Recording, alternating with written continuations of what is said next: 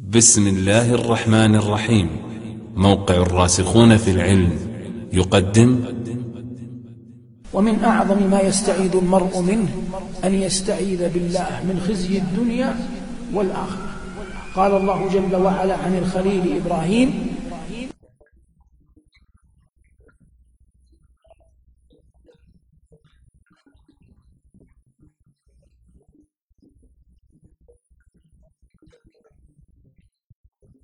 الله جل وعلا أنزل على عباده لباس، قال: قد أنزلنا عليكم لباسا يواري سوآتكم وريشا.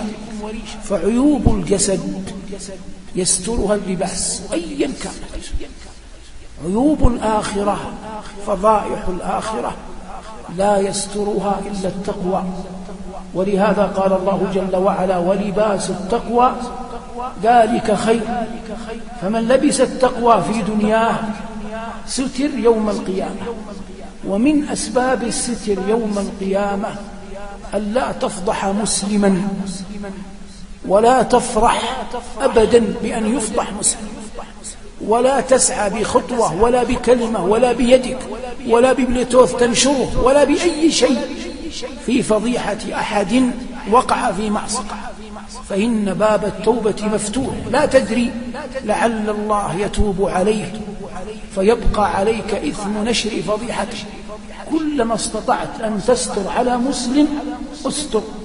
فلو جاءك في جوالك شيء لا طاقة لك به يصور فلانا أو زيدا أو عمرا، أول عمل اسأل الله العافية ثم امسحه ولا تبالي.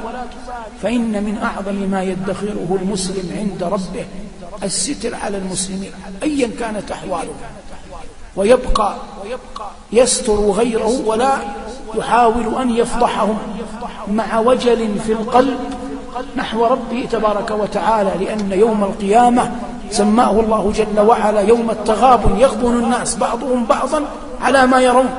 والعاقل من استعد للقاء الله جل وعلا في هذا اليوم بصلواته وبر والديه وبعمله الصالح وبالستر على المسلمين، بالستر على المسلمين.